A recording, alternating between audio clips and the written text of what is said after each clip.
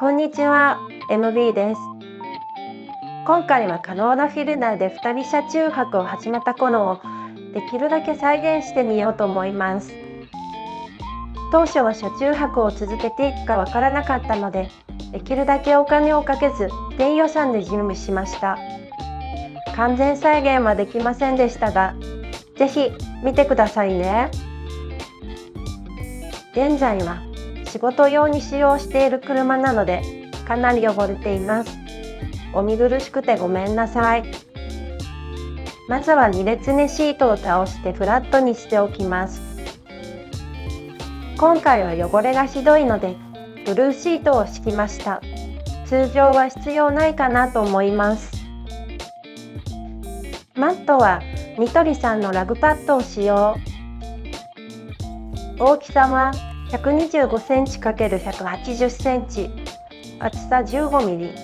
最初は同じものを2枚重ねて使用していました。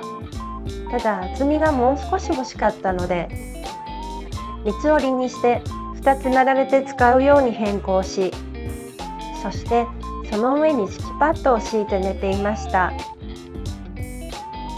この動画ではイメージとしてブランケットを置いてみました。ここから窓の目隠しを取り付けるんですが、あらかじめ家で途中まで作業しておきます。材料は全部ダイソーさんで購入しました。黒のフェルト18枚、カーテンワイヤー6個、アイロン接着の裾上げテープ、フェルトの使用枚数です。フェルト同士を裾上げテープでアイロン接着します。表裏両面から接着した方がいいですよ。そしてカーテンワイヤーを通す穴をハサミで切っておきます。上部は光漏れしないように少し多めに残しておきます。同じようにして全部の箇所を作っておきます。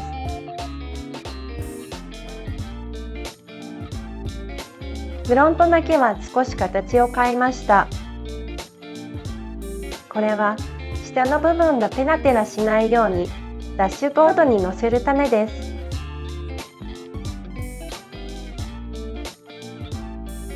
そして切り込みを入れた穴にカーテンワイヤーを通していくんですが、手元になかったので紐で代用してみました。あらかじめカーテンワイヤーを通しておくと車内での作業がめっちゃ楽になります。では車内に戻ります。ピラーにダブルクリップを挟み込んでいきます。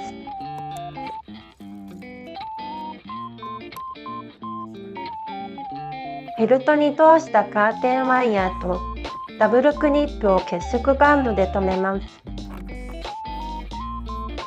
結束バンドは片付けるとき楽なように外せるタイプを使っていました。ピラーやアシストグリップなどを使って結束バンドで留めていきます。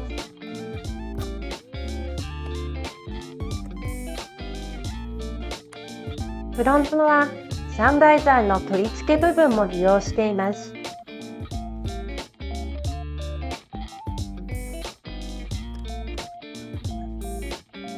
フロントのフェルトが変な形をしているのはこのように折り込むためです。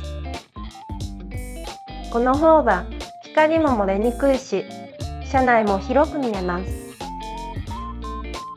全部付け終えたら完成。この日は紐で取り付けているのでうまくできてませんが、カーテンワイヤーを使えばもっと綺麗に仕上がります。外からの見た目も悪くなかったし、何よりかなりの低予算でできるので、本格的に車中泊を始める前のお試し車中泊にはおすすめだと思います。あまり綺麗に仕上がってなくて申し訳ありませんでしたが、参考にしてみてくださいね。